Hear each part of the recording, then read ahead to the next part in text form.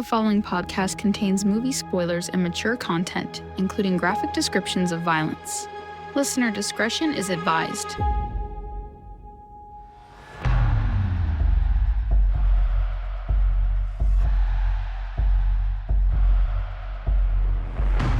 Welcome to Opening Kill, the podcast that dives deep into the chilling world of horror films. Every Thursday, we explore a different movie, from cult classics to modern masterpieces, uncovering behind-the-scenes secrets, analyzing themes, and sharing fun facts about your favorite horror films. Join us as we chat with filmmakers and fellow horror film fans to celebrate the fear in cinema. And now, the hosts of Opening Kill, Michael Doran and Brian O'Connor. Hello, Michael Duran. Brian O'Connor. You know, it feels like it's been forever since we've seen each other, but it's only been a week. Yeah, I mean, you know, time, I guess, doesn't fly when you're not having fun. Or I don't know how the saying goes. I don't know what that means either, but yeah here we are. We're here now. That's all that really matters. We are here for episode 21, and it's a great movie. Yeah. Yeah. Our podcast can drink, Brian. I know. How cool is that? That's very cool. I know. I'm so proud of it. I've added a couple of friends to our Funko Pop collection here. Yeah. So we have Leatherface and we have Freddy Krueger, who is joining Michael and Jason. So we have 4 of them. They're so cute. Just adding to the whole thing here. The ambiance. The ambiance that nobody can see but us. Yeah, but we're vibing on it, so yeah, we are. It probably makes the product better. Who knows? You think? You never know. So I went to the theater and I saw, this is one, I think this was your scare preview, Hell of a Summer. Yep. This is Finn Wolfhard, who, from Stranger Things, of course, he co-wrote the script and directed this, and he was 19 when he tried to sell this to the studio. Nobody would take him seriously, so they didn't bite. Right. And finally he got some backers to go in with him, and the movie finally got made. It was good. It was very campy. Yeah. No pun intended, because it takes place at a summer camp. And it's a comedy horror film about a group of counselors. They're getting Camp Pineway ready for the arrival of the campers when a masked killer starts taking them out one by one. And there's some very cool kills toward the end. I was a little worried because you weren't seeing a lot of the early kills. They were off screen. And I'm like, oh, and then we started getting into some on-screen kills, and that was pretty cool. They filmed it in just 19 days. Oh, wow. Kind of underperformed at the box office. It was fully financed by 30 West with a production budget of $3 million.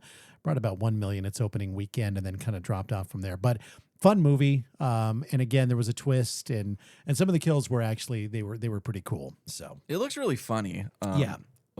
And I love the mask in it. It's just little simple devil mask, which I think works really cool for a slasher mask. Yep. So this is a show. I saw Adolescence, and it is terrifying. Not in like the traditional sense. So what it is, it's a family, and their young son may be killed a girl by stabbing her to death. Oh. Now, you get the setup, and it's insane, Brian. There's 4 episodes. They're all about an hour long, but they're all one takes. Oh. It's all uninterrupted really? shots for an hour. Okay. And it's insane because there's times where they drive across town. Like, there's stuff happening, and they are one takes. Wow. And the performances, especially by the young kid, are just mind-blowing. Right. But it is a really sad series. Beautiful camera work.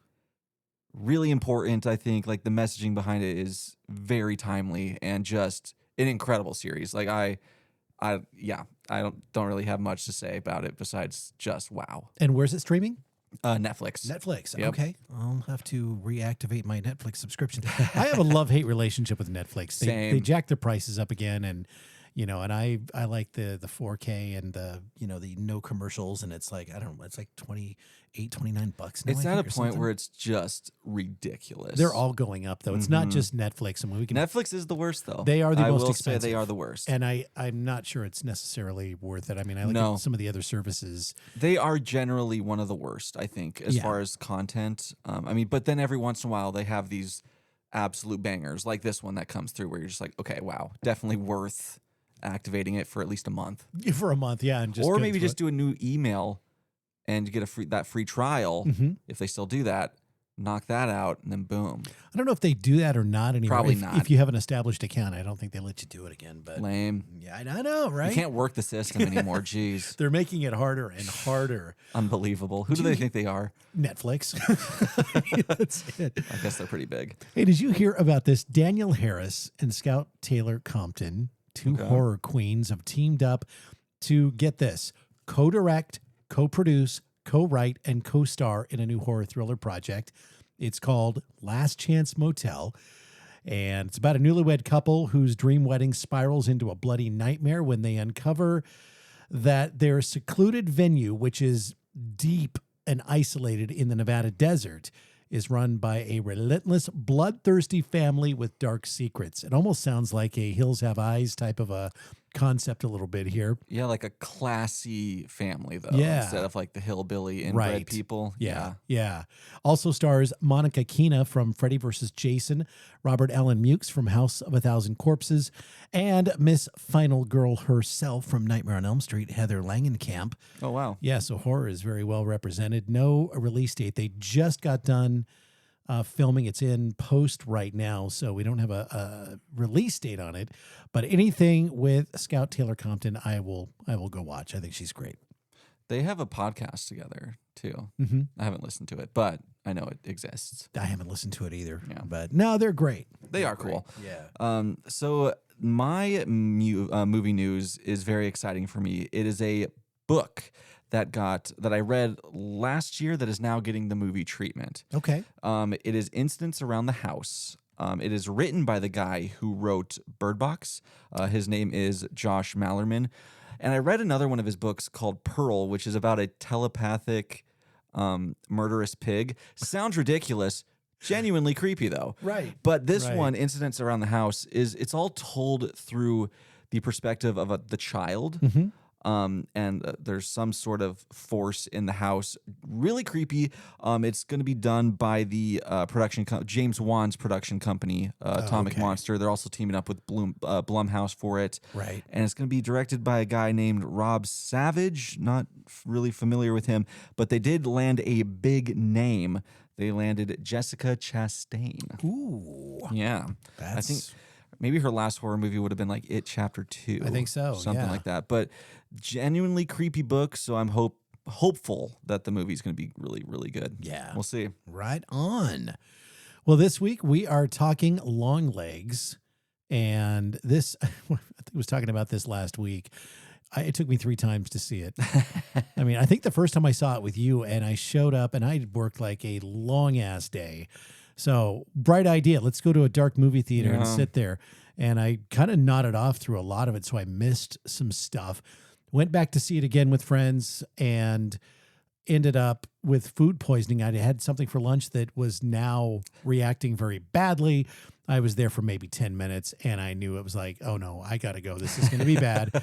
And third time, I finally went and watched it all the way through and just absolutely loved this movie. Written and directed by Osgood Perkins. Stars Maika Monroe, Blair Underwood, Alicia Witt, and Nicolas Cage as Longlegs. Now, I have to tell you, when I did see this movie all 3 times, I knew Nicolas Cage was in it, but I didn't realize I was looking at Nicolas Cage.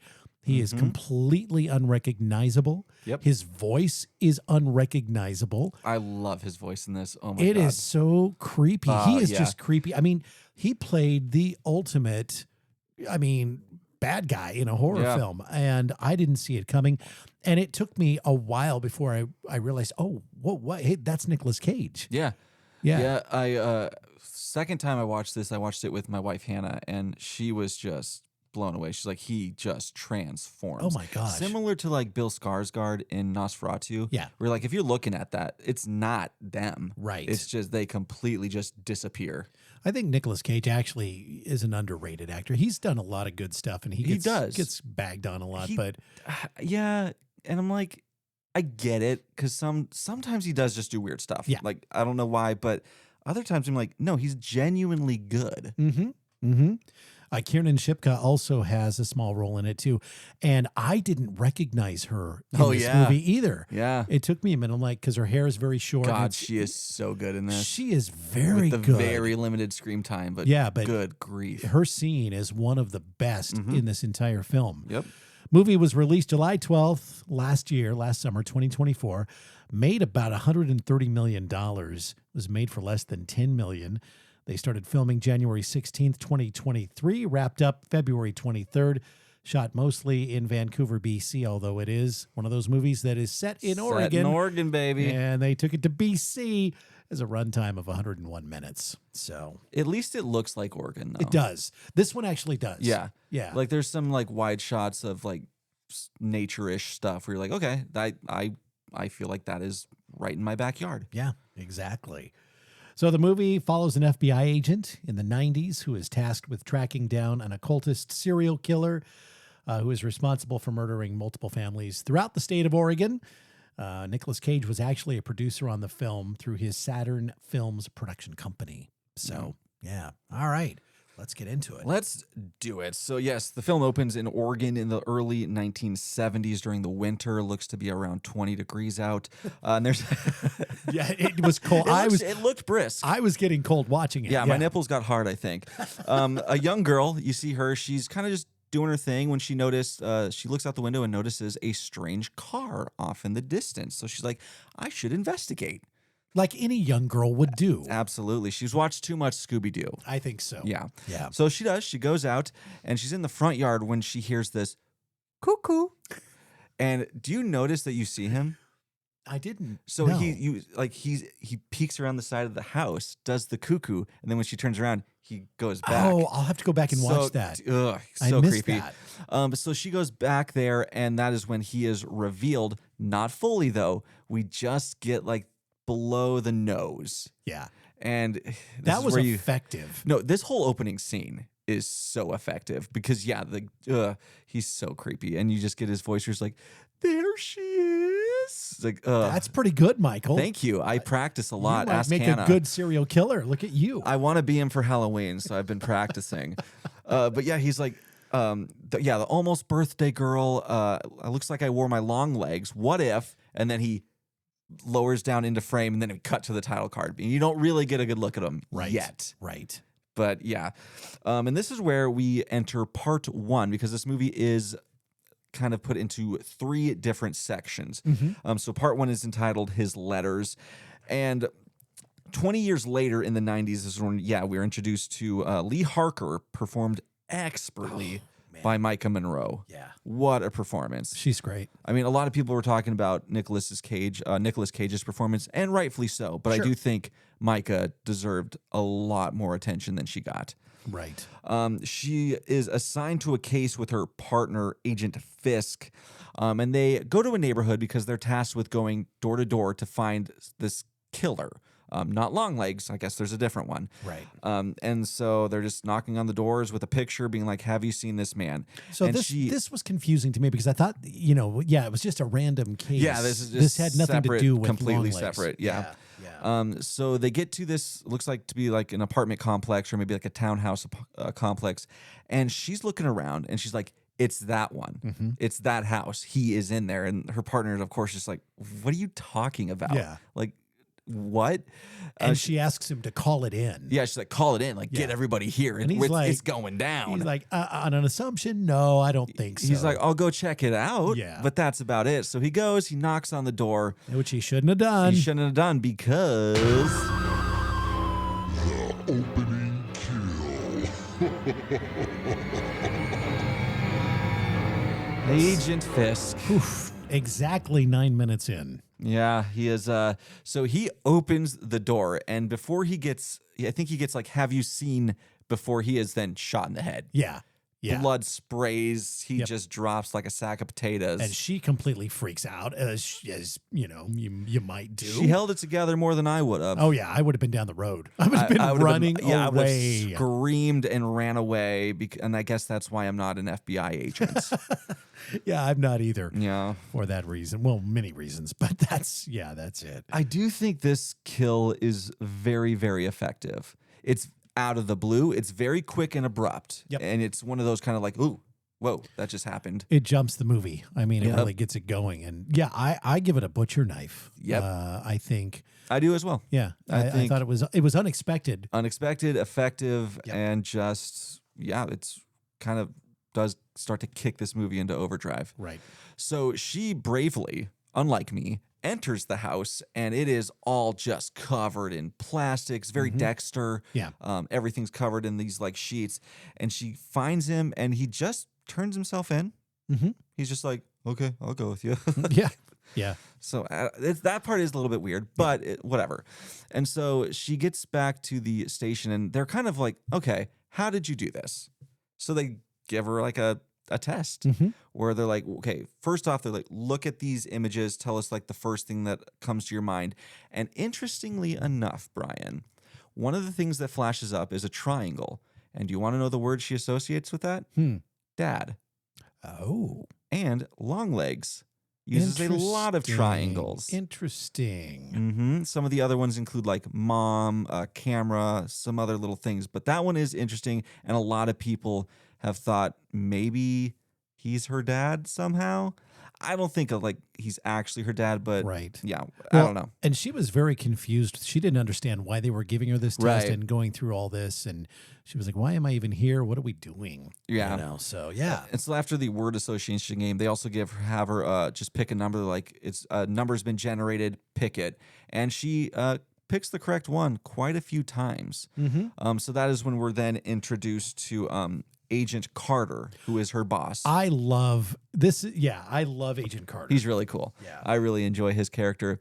And he's kind of talking to her. They're all in a car just parked outside this house. And he's like kind of reading her results. And she's like, well, I didn't get all of them right. He's like, well, partly psychic is better than not psychic at all. And he's played by Blair Underwood. by the Blair way. Underwood, yeah. And one of my favorite little moments is he's talking to her. He's like, do you like baseball? And she's like, no. He's like, oh. Well, my wife's getting sick of me talking about the Mariners. I was hoping maybe. And I love baseball as well. So that was just a I great do little too. moment. Yeah. And so this is where he then tells her why they're outside this house. So this is a house that was a previous Longlegs victim. And he tells her about the case, kind of the ins and outs, how it doesn't appear that there's a killer in the house, and how the fathers are all slaughtering their families, but then they all kill themselves. Right. And they leave behind these letters with Yep. this satanic coding type thing, and it's always signed Longlegs. Yep. Yeah. So they're like, that's got to be the killer, but we have no leads. Right. We are completely cold with this one. Sure. So that is when Carter then invites Lee to his house. This is kind of an awkward scene It's a little so bit. awkward. You can tell It's she's so never. awkward. I don't think she's been around kids. She, No. she obviously doesn't She have doesn't any hang around kids. people, period. Right. Like, She's very antisocial. yeah. Yeah. So yeah, he invites her to the house, and it's like 11 or midnight. It's It late. is late. It's late because he said he's late getting home because they had stopped at a bar Right. first. Yeah, because he wanted to like brief her in a little bit more about the case and, And stuff. it was kind of funny because he said, let's go get a drink. And she's like, I don't drink. And he's like, you're right. You don't. You're going to listen while I drink. But I do. Yeah, And you can drive. that's right. That's right. So yeah, they get home and he meets his wife, Anna, played by Carmel Emmett. Sure. Is that right? Sounds good to me. Sounds good, yeah. And then also their daughter Ruby, who should be in bed, but she's Ruby, not. she's not. She's up and at it, and invites Lee into her room. Yeah. And then this is a great moment too, because it's just the camera's just panned, and they're both just sitting on the bed, and Lee is so awkward. It's just like, This is almost like something you might have seen in Napoleon Dynamite. kinda, A little bit. Yeah. You know, with, No, with Deb it's- and Napoleon. God, I love Napoleon Dynamite. I know. So yeah, and she kind of Ruby asks her a couple questions. She's like, "Is it scary being an FBI lady?" And she's like, "Yeah, honestly, yeah." And so they kind of just chat a little bit, and then they eventually, Agent Carter and his wife come in and are like, "Okay, it's like time for bed." Yeah. So Lee goes home, and she lives in this really cool isolated like cabin Yeah. thing. Beautiful house. It is. I don't know who built it, but Good job. And she also we kind of learned that she has a weird relationship with her mom, a little bit estranged, but not fully, because they do still see each other.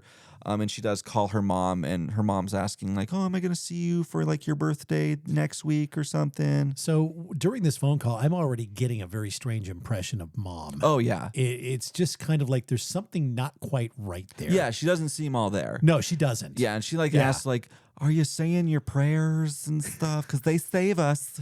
Our prayers save us. That's right. Yeah, and of course she appeases her mom. She's like, of course, Mom, every day. But she's at the house, and she hears a loud knock on her door. Right. Like, it's very aggressive. She opens the door, no one's there, goes back to her little work desk, and that is when she notices a figure outside. Yeah. And there's a bonus figure, because there is the outline of a goat-like person as well. One of the many appearances of this individual in this movie. Yeah, I think there's like a total of 13. Wow. Okay. Yeah. So she goes outside to investigate, doesn't really see anything, looks back towards her house, and her house has these giant windows, and she sees a guy walk across on the inside of her house. Just even saying that man. like gave me goosebumps. That gave me good. Man, yeah. I shuddered. I mean, Yeah. that was like, oh my God. Yeah, no, it's one of my worst nightmares, honestly, is seeing that. So she runs back inside, and nothing. No one's in the house, but she does notice a nice little envelope on her desk that says, open on your birthday. Yeah. She doesn't listen. Nope. She opens it right then and there. Nope. And it's a little birthday card with a coded message signed Longlegs. Right. She does end up decoding it, and I don't remember exactly what it says, but it does say something to the effects of, tell your mom how you got this card, exactly how you got it. Otherwise, I'm going to cut off her tits. It's very aggressive. It's aggressive. Yeah. And it's graphic. Yeah. Yeah. So, and the entirety of this film, where this scene where she's looking at this card, it's framed so these dark doorways are right behind her, and you're expecting him to just be there. I thought it was going to happen. It's framed expertly. Yes. There's so much good camera work in this movie. It's ridiculous. So yeah, this is where it learns, because it says don't open on your birthday, January 14th. 14 is a very important number in this movie. Oh, it also includes a passage from the book of Revelation as well. Right. Lots of biblical stuff in this as well.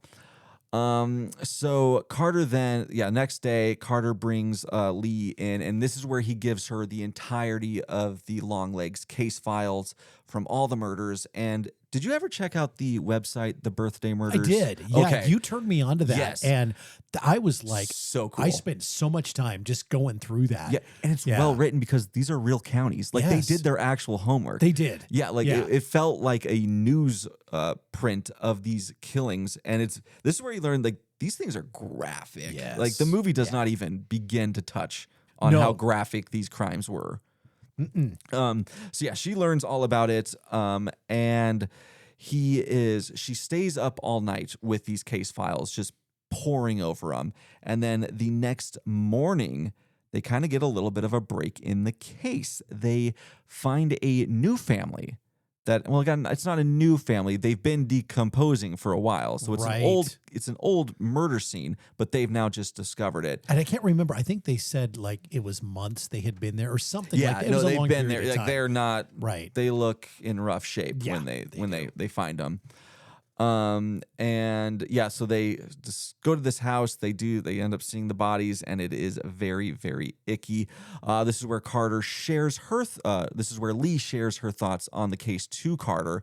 And she's noticed now that all of the murders coincide within 6 days of the birthdays of the family's daughters, and all the daughters are born on the 14th.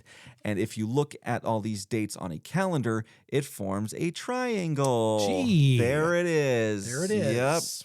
Yep. And she also believes like this isn't over, because there's one date missing, and it is the 14th of that current month.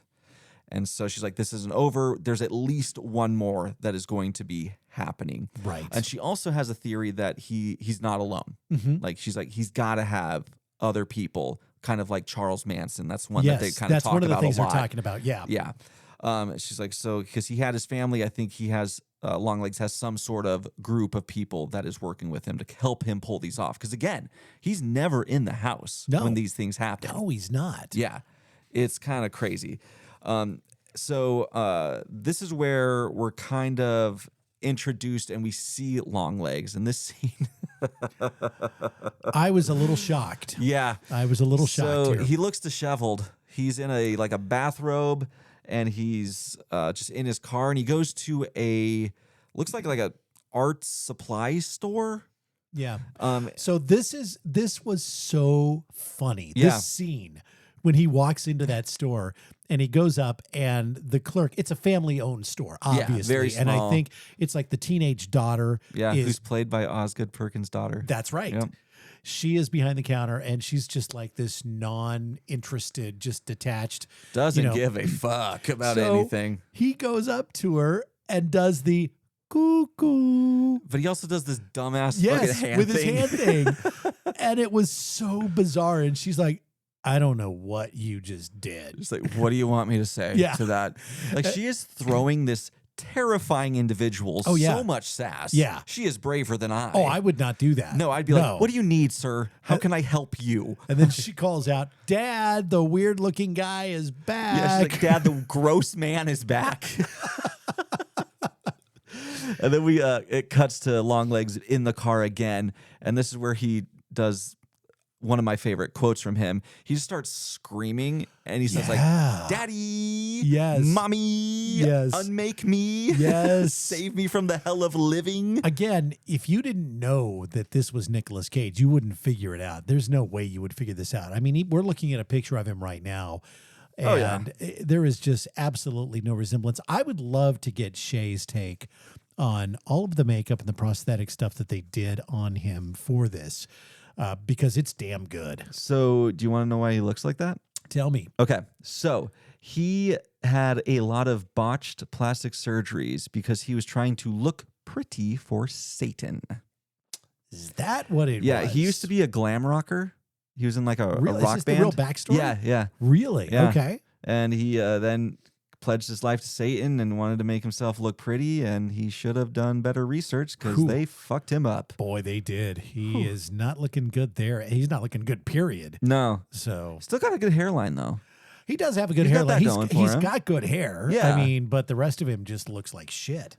Lips are a little voluptuous. A little bit. Yeah, they did do some lip work there, didn't Yeah, I they? think they definitely plumped him up a bit. But yeah, looking crazy. And he has this weird, like, pale skin. Yeah. It does appear to be more of, like, makeup that he does, Sure. because I don't think that's a natural complexion. No, I would think so. You'd want to cover up the blotches and everything else because he's blotchy. He definitely has. I mean, that's putting it nicely. But you can tell that I think that's probably what he does. He covers it up with makeup. Yeah. Yeah. He does have cool outfits, though. Yeah, he does. He's kind of trendy. He's got an ascot on. He does have an Very ascot. Fred Rogers. Very well, yeah. Yeah. That's amazing. And look at his little pin. Yep. Cute little rose. See, you actually picked up on way more of the little details than I did. I guess that's what happens when you go to sleep when you see it the first time. Yeah, Brian. Jeez. Come on. And I also did do that Birthday Murders site beforehand. Like, I was so excited for this movie. I was soaking up every little bit of it that I could. Now, Lee and Carter look into one of the families where the daughter actually survived. Yes. It is the Camara family, and their daughter, Carrie Ann, who is played by the Kiernan Shipka. Shipka, Yeah. yes. She was the sole survivor of their encounter with Longlegs because she was at school when the father decided to, kill the whole family. Right. But so- she's a little messed up. A little bit. Yeah. So it's really actually funny. She's kind of talking to him about it, and he's like, okay, so let's go check it out. He's like, how far is it? And she has exact time. She's like, it's this far away. And their house, they're also going to go check out the house and the psych ward where she's being kept. And she knows exactly how far apart those are. And they're like, all right, let's get in the car. Yeah. Let's do this. Yeah. So at first they go to the Camara family farm, and they enter the barn where the murders took place. And they're kind of looking around because they do have, I don't remember what they saw, where it's like, look for a triangle and you're going Right. to find something. Yeah. I don't remember what it was. But so they're looking and they find the triangle and they unearth it all, and there's a doll. This was my favorite scene in the entire movie, It's because good. of the creep factor and just the atmosphere of this scene and the whole thing. I mean, I was expecting something really, really bad to happen here. They really kind of built the tension in this scene. They do, like, through the whole movie. They Like, do. They do. This isn't like I wouldn't say it's a scary movie, but it does just have this sense of dread throughout the entirety of it. Yeah, I agree with that. I don't necessarily think it's scary like some of the slashers or whatever, but it definitely builds tension very, very well. Yeah. Yeah. And that's one thing I think that the advertising of it, which was incredible. Like, they had a really good marketing team for this. Yeah. But they did kind of lean into this is like the scariest movie you're going to see in the last decade. And Yeah. it wasn't that. And I think some of the people that didn't like it, I think they just went in with unrealistic expectations because of that. Right. So yeah, they uncover this lifelike doll that is meant to resemble a young Carrie Ann, and inside the doll, they discover this weird little ball. It's like a little metal ball. Yep. And they kind of have looks like they have like a funeral guy, whoever handles the bodies, Right. kind of go through this doll. Yeah. Which is kind of weird. Like, can you imagine? They show up with a doll like, we need you to look into this. And he's like, it's really well made. It's got like great materials. And then this little orb, he's like, I heard my ex-wife talking to me through it. So it's definitely magical or mystical, or it's got something going on with this Something thing. going on. So this doll and the dolls that, are involved in this movie, inspired loosely by JonBenet Ramsey, the killing of JonBenet Ramsey, believe it or not. Okay. And it's because, the murder took place approaching Christmas, and one of the presents that the parents had gotten for JonBenet was a life-size doll of herself wearing one of her pageant dresses. And it apparently was in a box, a big cardboard box down in their basement, just a few feet from where she was actually killed.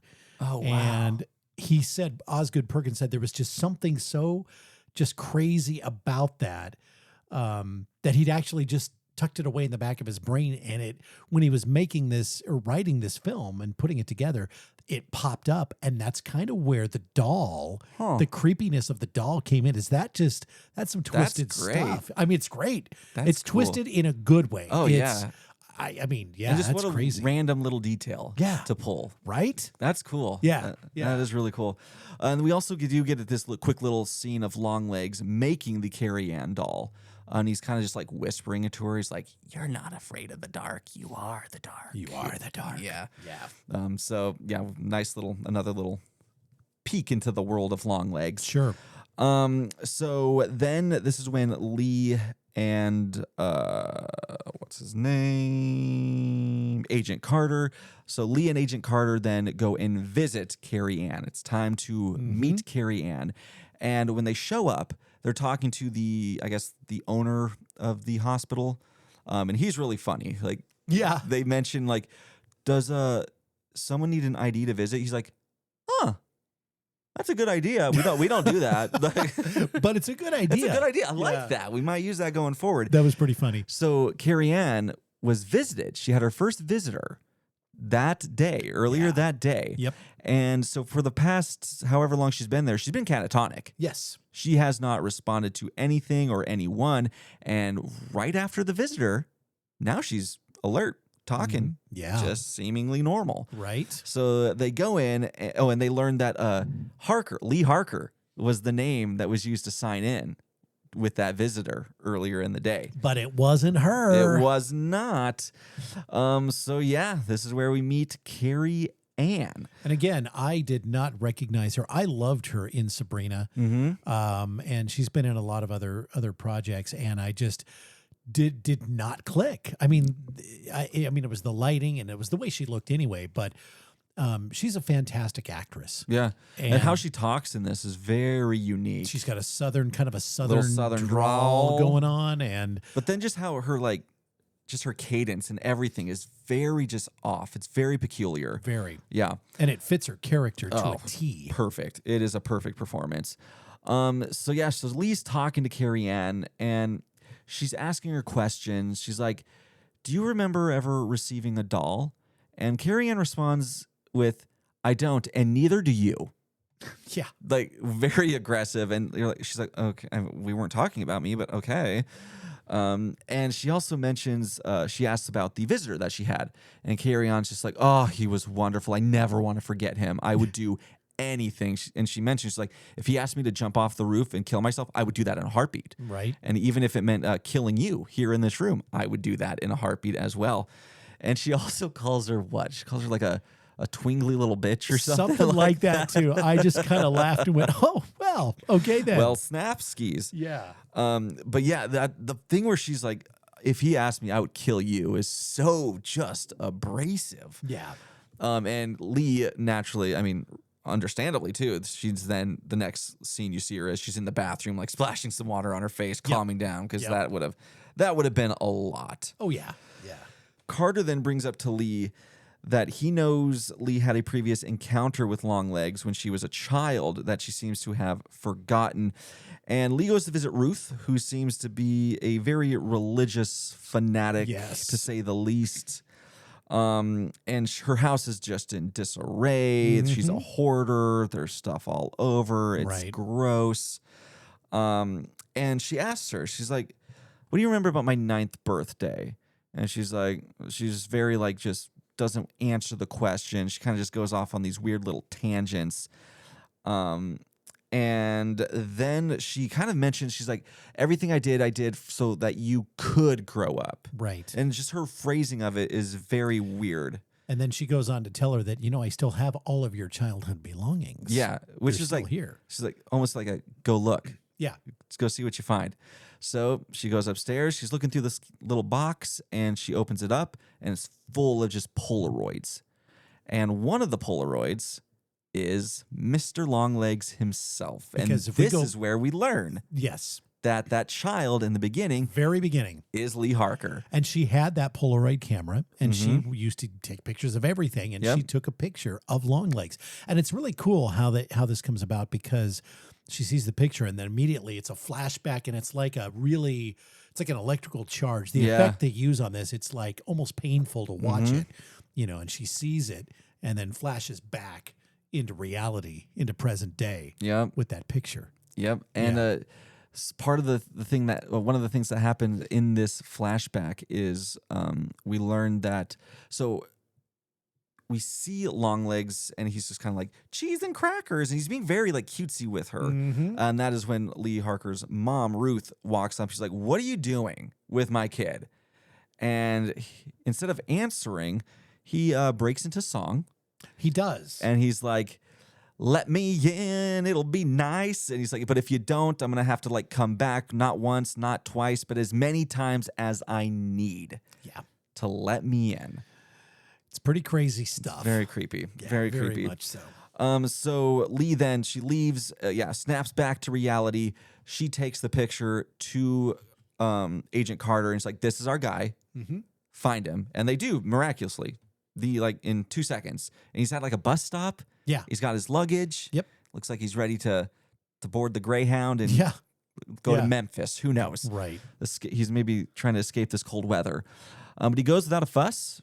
And he is now in police custody. So Lee and Agent Carter go to the police station, and they're kind of in this briefing room, and there's a TV. And one of the other agents, she's talking. She's like, look at this video of him. And he's just like talking about Lee's birthday and how it's going to be amazing and how you're going to be here. You're going to be here. I know. And he starts to sing. And that's when... That's the thing. When he starts singing, it was like, oh my God. Happy birthday. It's very Marilyn Monroe with JFK. Yeah. So they shut it off though. And she's like, was there any more? She's like, yeah, he went on doing that for like 30 minutes. And then, so interestingly enough, there is actually the footage. Like he really did. He's just like singing for like 30 minutes. They just didn't include it, obviously, in the movie, but there is footage of Nicolas Cage's Longlegs singing for about 30 minutes.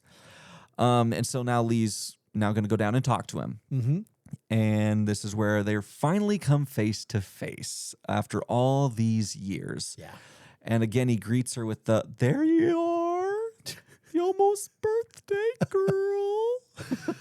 It's just, there's something about it that I don't know how it made me feel, like dirty and creepy. Dirty, and just, it was very creepy. And it was just, but I don't know, kind of appealing in a way, just the way he was able to do this. But yeah, very, very strange. And I love how like androgynous he is. That's like, that's it. That has a lot to do with it. And he did base his performance off of his mother, which I don't know what that says about Nicolas Cage's mom. Right. But he did base it off his mother. Yep, he did. And so now they're having this conversation. Lee's asking him questions. She's like, I mean, she's just trying to get all the information she can out of him. And he's answering, but in little, like a very Hannibal Lecter way of answering. It's in riddles and like... This is very much Silence of the Lambs. I mean, there's a lot of that feeling that goes into it. Obviously, we're dealing with an FBI agent and a serial killer, just like in Silence of the Lambs. This just takes it to, I think, a whole new level of creepiness. Right. Yeah. No, absolutely. And he's just saying a lot of crazy shit. And one of the things, she's finally like, who's your accomplice? I know you have an accomplice. Right. And he mentions a seventh she, and this, all the she's had this choice that they could make. They could either accept and bend down all the way down to the dirty floor. Right. Or they could, die. Or they could die. And so after all that, she's like, dude, fuck, can you just tell me who the fuck your accomplice is? There's no more riddles. And that's when he just goes, maybe ask your mommy. And just how he delivers that is just like, ooh. Yeah. All right. Because he was a little bit goofy in this. And then all of a sudden it's like, oh, no, shit just got real. And then he proceeds to hail Satan and smash his face into the table till he dies. This was intense. Yeah. And highly unexpected. I did not see this one coming. It's my favorite kill. It's gross, too. It's nasty. Like at some point, like after like 5 smashes, like you get a good look of his face, and like his nose is like hanging off. Like that's how hard he is hitting his face into this table. It's graphic. They did a great job of pulling this one off. Oh yeah, yeah. And finally, he's dead, and he's just laying there in the pool of blood, just getting bigger and bigger. And Carter gets Lee out of there. He's kind of pissed. He's like, "Great, now we have fucking nothing." Yeah. Like, you just let him kill himself? I'm like, well, what's she going to do? Right. She didn't have a pillow handy. She could just sneak under there. No, exactly. Exactly. So, yeah. And so then, because he mentioned so many times, like, go ask your mom, go talk to your mom. Right. They're like, we better go do that. Yeah. So she goes with Agent Browning, who we've met in a couple different scenes here. She takes her to her mom's house, and she's kind of like, after what you just saw, I don't think you should be alone. Like, I got you. We'll do this together. So she drops her off. She waits in the car, and Lee goes into the house. And one of my favorite little touches is that you hear the Price is Right music as soon as she walks into the house. Yeah, she's a game show fanatic. She apparently. is, like we all were when we were homesick as kids. And a little cool little detail as well is when she enters the house, all the clocks are put at 6. Yep. So 666. Right. The number of the beast. Pretty crazy. So she gets in there. She's looking around for her mom. She doesn't see her. And that is because her mommy is outside. And you see her in the rear window of the police car coming up to the window. Yep. Pulls out a shotgun and... No more Agent Browning. Agent Browning is dead. Just blown to pieces. And we also learned that once Longlegs killed himself, Carrie Ann also jumped to her death. Yeah, she committed suicide. Yep. So the bodies are starting to pile up here. Right. I will have an official like end number, but I forgot to keep tabs as we're going through it. Yeah, it's all good. So Lee hears the gunshot. She looks outside and sees her mom just she double taps him. Yeah. Very Zombie World, or what's that movie? With Woody Harrelson? Yeah. Yeah, Zombieland. Zombieland. One of the rules is the double tap. And yeah. She double taps Brown. Yeah. And then so Lee Harker runs out. She's like, oh my God. And this is when she sees her mom in a seemingly standoff with a child. Gun pointed.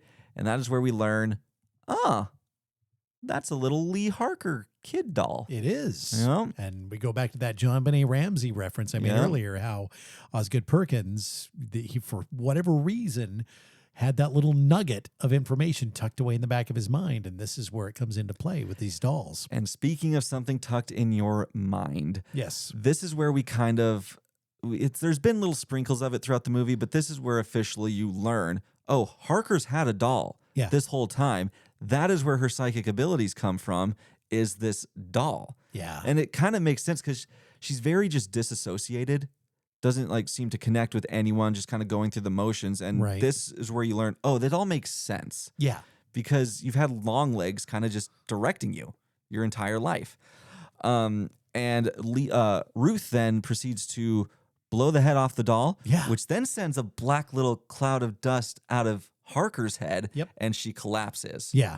And then we enter part 3 of the movie, and Lee wakes up in a bed that is strange to her, and it turns out it is Longlegs' bed, and he's been living in their basement the entire time. Right? The man downstairs. That's amazing. And I love how it refers to him himself living downstairs, but also Satan. This was a great twist that, you know, I can't say that I could telegraph any of this. I mean, it just kind of did its own thing. Normally you can predict where films go, these horror films. You kind of, because you've seen it a million times. Yeah, you know the tropes. Yeah. This was so original. And so when it started taking these twists and turns, you're like, what is going on? I am loving this ride. Yes. And so this is, it's so cool because she wakes up and her head's still just ringing. She's struggling. The phone is ringing and she's kind of stumbling, finally gets out of the basement, answers the phone. And this is where you get this demonic voice being like, "You're late for Ruthie's birthday party." Yeah. So she then runs outside and sees Longlegs' car. She gets in it, drives to Ruth's house, and knocks on the door. And that is when Carter answers it like nothing's wrong, invites her in for a birthday. Yes. And we also see another guest at this party, Ruth. Yeah. Ruth is there. It is confirmed Ruth is Longlegs' accomplice. And she's dressed like a nun. Yep. She shows up as posing as a nun. Yep. So we learn what the choice was that Longlegs gave her. The choice was, I kill your family, or you help me, and your daughter gets to live and grow up. Yeah. That is why she referred to it as you got to live. Yep. You got to grow up. Yep. And we also learned that she shows up to these houses as a nun, delivers these dolls as a gift from the church. And these dolls are infused with demonic energy, Satan himself. I don't know what it is, but it causes these fathers to murder their kids, murder their wife, and then commit suicide. Yeah. Now, you can tell, too, that Carter is off. The whole family's off. Everybody's They're all just under the influence of this doll. Right. So it's very quick how it happens. And they're sitting around. It's like, oh, we should cut the cake. So Carter and his wife go to the kitchen. Only one of them comes back because he slaughters the wife. He sure in does. the kitchen. You hear it. He sure does, yeah. Yeah, and he comes back out, and Lee's just like, okay, she finally pulls the gun. Should have gone in there a little bit earlier, but I'm going to attribute that to the doll and fucking everything up. He charges her. She dispatches of him, kills him, and now Ruth has to step in because, shit, Dad didn't kill the family. I guess I got to do it himself. She pulls a knife, and that is when Lee shoots her mom as well. Yeah. And a cool little detail, the blood dripping down Mom's head is in the shape of a cross. Of course it is. Of course Gotta love it all is. that imagery. Oh, boy. Now Lee gathers Ruth. It's like, okay, let's get out of here. She then pulls her gun. It's going to destroy the doll. Pulls the trigger. Nothing comes out. Right. Pulls it again. Nothing. And that is where the movie ends. That's it. That's it. So there's a lot of theories about this movie. As something like this, where there's all these details, I love a movie like this where you can just digest it. There's so much to just look into and find and uncover. It's just a blast of a movie. I love it. Right. So what did you get for a final kill count? You know, I've seen sites online that they did a full tally. So they went back, and I think they went through the other website. Right. They and went there were through like the previous victims. Right. So if you add it up, the victims before the movie starts, it's something like 46 or 47 or Right. whatever it is. But we're only counting the in-film ones Yep. that we see. So that is 10. Yeah. Yep. Yep. 10 kills. 10 kills. Which is a good amount. It's a great I mean, amount. That's kind of the average for what we do. I mean, we've had, From Dusk Till Dawn was Well, that was ridiculous. way ridiculous. But something like this, that's a good number. So, I mean, it's more than Silence of the Lambs. yeah, it So, was. Yeah. Favorite character for me was Agent Carter. I just liked his no-nonsense He's comedic fun. relief. He was fun. It was He's kind of fun. sad to see what happened to him and his family in the end, but Yeah. I did enjoy him. This is tough. I mean, it's between Lee Harker and Longlegs. Longlegs is just such a delicious character in such a weird way. But, like, I want more of him. Like, that was the one thing where I was like, I wish I had more.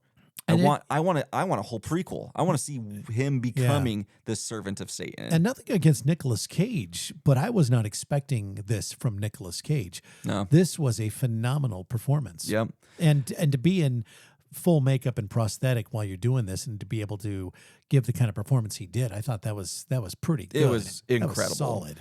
I Yeah. think, like, I have to just pick one. So I'm going to pick Harker. Okay. I will, just because we get more time with her, and she's the heroine. Really good performance from Maika Monroe as well. So I will go with Lee Harker as my favorite character. Okay. That's your favorite kill. I think we have the same one. It's Longlegs. It's Longlegs. That was just a bloody mess. It's such a moment. And it was too. kind of funny because she's in there with him, Yeah. and the rest of the agents are in another room watching it on video, and they're Right. like, couldn't get in there fast enough, obviously. And her reaction to it is great too. Yeah. She just stands up and just is in horror. Yep. So yeah, favorite kill Absolutely. definitely Longlegs. Favorite scene for me was that barn scene where they're in there and they find the doll and everything else, just because of the atmosphere and the creepiness of the whole thing. And I was expecting something really bad to happen. I was just like waiting, and Right. it didn't, which added, to the tension of this scene. But I think for me, that was my favorite scene. So my favorite scene is the moment where she's at home and she sees Longlegs outside, Yeah. then she sees him inside. That whole scene, again, very similar, where it's like you have this whole buildup of dread that something horrible is going to happen, and then you don't get it, which Right. then makes it so much worse because you don't get that release. Yep. It's just like now we just have to maintain it. You never get that release in this movie, it feels like. Yeah, that scene was pretty good. Yeah. Pretty good. I give it 5 stars. I try not to hand out too many 5 stars because it takes a lot for me to dislike a movie, but so I try to be as objective as I can. But this one it checked all the boxes for me for a horror film thriller. So I gave it the full 5 stars. I did as well. I think it's deserving. Really, really enjoy how they blended like a straightforward police procedural with the serial killer, but this they just lean full into the supernatural. Yeah. Which I thought was kind of cool. Right. Like it's a movie where it seems so grounded to just fully commit to that, I think is cool. Yeah. And I do very too. unique. I think so too. This was just very original, as I mentioned, and we talked about, when you've seen as many horror films as you and I have seen, Yeah. and we're talking between the two of us, thousands upon thousands of horror films. Easy, yeah. It's easy to telegraph some of these films. I mean, you can get into a plot and immediately you kind of know, all right, it's going to be one of those. It's going to go here. It's going to go there. And you might not be 100% accurate, but you're in the ballpark. With this one, it twisted and turned so much. I didn't know what was going to happen next. It really got me. I thought Osgood Perkins did such a great job with this film. Osgood is quickly becoming one of my favorite directors. A lot of people don't realize he's the son of Anthony Perkins. Yeah. Who the original Norman Bates from Psycho, and then had a very, very prolific acting career. So yeah. Yeah. He also did this one movie, which this was his first movie, was The Black Coat's Daughter. I did talk about it a couple weeks ago. It was one of my movies I had seen. But when I watched that, I could see so much of the groundwork for a movie like Longlegs. Right. You're like, I can see how this was a natural transaction for you. And he also directed Kiernan Shipka in that movie. That's right. And it's a really good performance from her in that as well. So I recommend The Black Coat's Daughter. I'm quickly becoming a stan for Osgood Perkins, honestly. Right. So Longlegs, great movie. If you have not seen it, you need to go watch it. And we would love to get your reaction to it. So you can email us or contact us through social media or whatever. But love to hear your opinion on Longlegs. We obviously very much enjoyed this movie. Oh, yeah. Coming up next, it is your scare preview. Welcome to Jaunty Haunts, the podcast about all things supernatural. After 30 years of keeping a secret, I'm finally ready to share with the world that I see ghosts. This podcast is all about getting spooky and connecting with others who might also sense, see, or feel things beyond the ordinary. Whether you're a skeptic or a believer, let's connect, share, and maybe feel a little less crazy together. You can listen to and binge Jaunty Haunts right now on Apple, Spotify, or wherever you podcast. Stay spooky, ghoul friends. Scare preview. These are films that Michael and I are excited about. And what is your scare preview? Mine is A Breed Apart. I learned about this movie today, and I read the premise, and I was like, love that. So a rebel seeking abandoned dogs on a remote island finds herself in a harrowing situation filled with terror and adrenaline-filled chaos, where these dogs are basically just these psychopaths that attack. It stars Hayden Panettiere. Well, there you go. I mean, I'm looking at the poster right now. It looks like dog shit, but it does look like something that would come out of the Roger Corman 70s era, you know? Yeah. Would have gone straight to Redbox. Exactly. That comes out next month, the 16th. Very cool. So I got a movie called The Kilgren. So this one looks really good. It's coming out actually very soon, April 25th. After a personal tragedy, Miranda explores unconventional self-help methods only to learn from a spiritual healer that she has an infection of her aura called a Kilgren, which thrives off her misery. The trailer for this is super creepy. Okay. I'm very intrigued by this. I saw this a few days ago and went, what is the deal with this? Hopefully my aura doesn't have a Kilgren. Yeah, hopefully it doesn't. I don't know. Mine might. It might. I don't know. I need to go find like a spiritual person and read my chakras and auras. Maybe we both do, Michael. Yeah, let's burn some sage, Brian. Yeah, let's go do that. Well, thank you for joining us for episode number 21. So glad that you chose to spend some time with us and go through Osgood Perkins' movie Longlegs. Yes, I'm excited for next week. I am too. You want to know why? Tell me why. Because we're doing Ready or Not. Oh, well, of course we are. Yeah. This is another really good film that I remember seeing in theaters and then watching it a couple of more times when it came out for home consumption. Right. It's, what a fun movie. Yeah. We have another movie that I mentioned to you briefly because we tend to do movies that we've seen and that we liked. Mm-hmm. There is going to be a movie we're going to do. I thought about maybe next season in our second season, but we might want to tackle it in this first season. It's a movie called Frogs. Oh, yeah, you were telling me about that. Early 70s. It's Sam Elliott's first feature movie with a starring role. The only time I've ever seen Sam Elliott without the mustache and everything else. He was a young kid, and why he stumbled into this, I mean, obviously he was looking for work. Looking for a paycheck. But we should do a really bad one like that, I think. We should. We need to just like really shit on a movie. Well, this would be the one, Michael. Yeah. And actually somebody uploaded it to YouTube, and they uploaded it.